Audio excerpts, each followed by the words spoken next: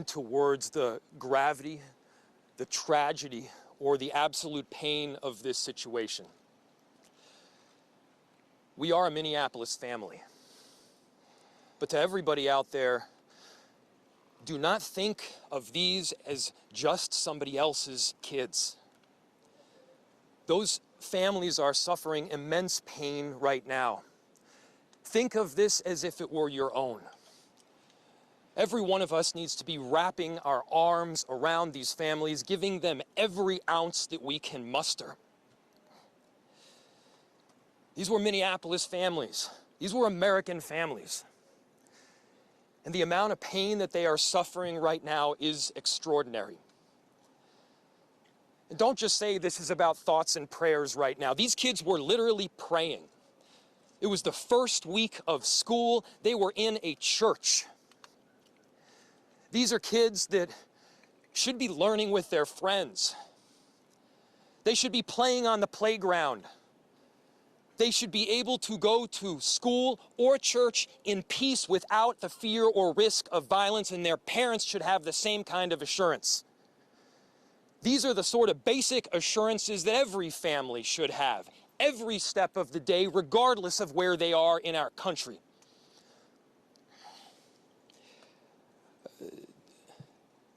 I'm so deeply saddened, and I'm so sorry to the families that I know are suffering right now. My ask is to everyone, stand by them. Love them. These families have forever been changed, and we've all been changed with them. We need to do everything possible to support them through this time. We have a family resource center that has been set up.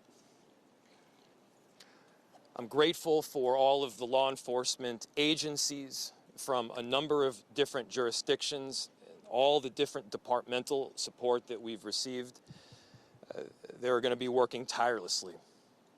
There's also a family resource center that is being set up as we speak to make sure that we're there for everybody.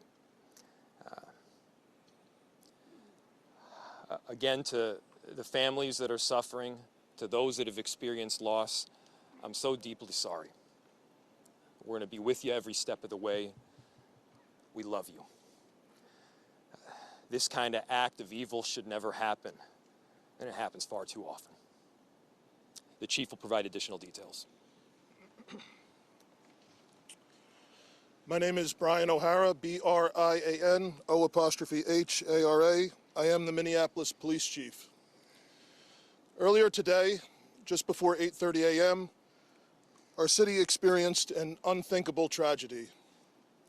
Minneapolis police officers responded to a report of a shooting at a mass that was happening at the Annunciation Roman Catholic Church on the block behind me.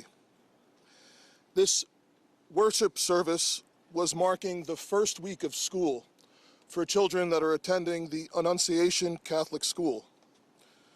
During the mass, a gunman approached on the outside on the side of the building and began firing a rifle through the church windows towards the children sitting in the pews at the mass. Shooting through the windows, he struck children and worshipers that were inside the building. The shooter was armed with a rifle, a shotgun, and a pistol. This was a deliberate act of violence against innocent children and other people worshiping. The sheer cruelty and cowardice of firing into a church full of children is absolutely incomprehensible. Police officers from the Minneapolis Police Department immediately responded, entered the church, and attempted to provide first aid and rescue some of the children that were hiding throughout the building, while other first responders came and EMS responded to rush victims to nearby hospitals. 2 young children, ages 8 and 10, were killed where they sat in the pews. Their parents have been notified. 17 other people were injured, 14 of them being children. 2 of those children are in critical condition. The coward who fired these shots ultimately took his own life in the rear of the church. Our hearts are broken for the families who have lost their children, for these young lives that are now fighting to recover, and for our entire community that has been so deeply traumatized by this senseless attack. We will stand together to protect our children, our schools, and our houses of worship. This deliberate act of violence is just a sign of cruelty that is beyond comprehension. Our hearts are broken for everyone that's been affected by this tragedy. As we begin the difficult path of healing, I want the community to know this, that even in the face of such evil, the Minneapolis Police Department and all of our law enforcement partners stand with our community. We stand with these families and with this parish. We will continue to be here for you. With that, the investigation is obviously in its preliminary stages, and I will attempt to take some questions to provide further information. Chief, what can you tell us about the suspect in this case? How old was he? Any kind of motivation? Any notes or any other information you might have left behind? So we were looking, the question was, what can be said about the shooter? We believe it is one suspect, a sole shooter.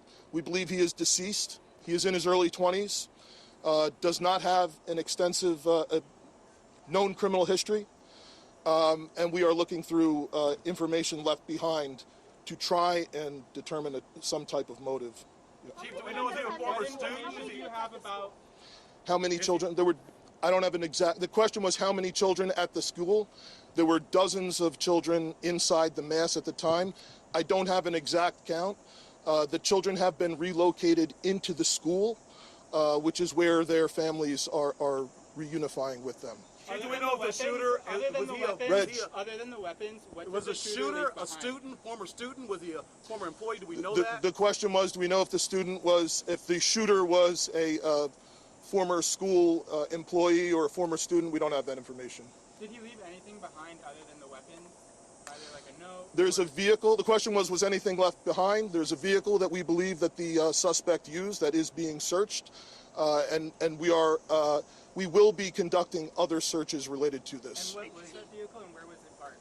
Inside the parking lot here. Is there a parking lot? Yep. There was some neighbors who said that the door to the church had been barricaded. Yep. Is that correct? So the question was, neighbors had said that the door to the church had been barricaded.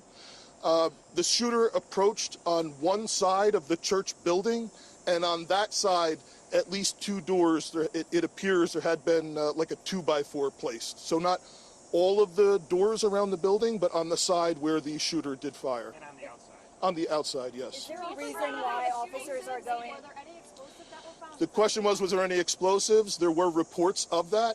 There were no explosives or improvised devices that we found. I do believe there was one, I guess you would call it a smoke bomb, like not an explosive, but a sort of a firework that would release smoke. And which side of the building? North, south? The side that is closest to us, here, on this side. Yeah. Is there a reason why agents are also at these nearby homes? I don't have specific information on that I can release. Was he dead from a gunshot wound, this suspect?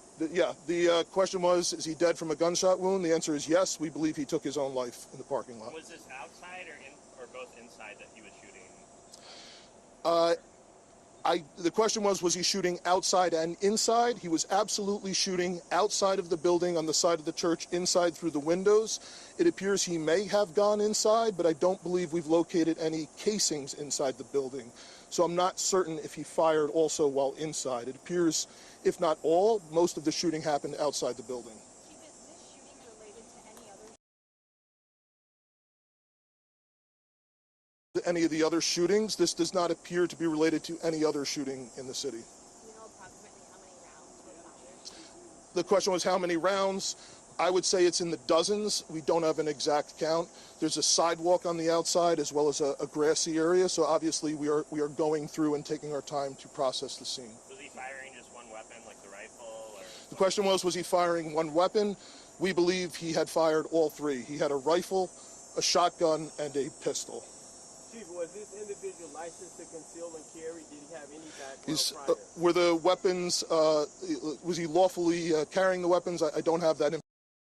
And I don't have any information on any significant criminal history either. Was he dressed at all in any tactical type of gear or anything? It appeared he had some black clothing on, his cargo-type pants.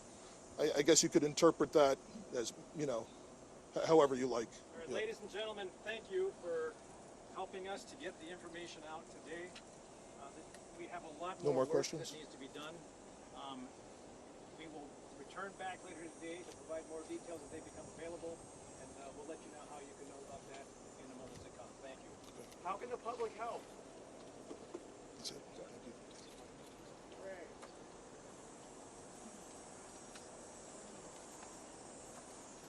Once again, folks, if you have further inquiries you want to send via email, communications@minneapolismn.gov.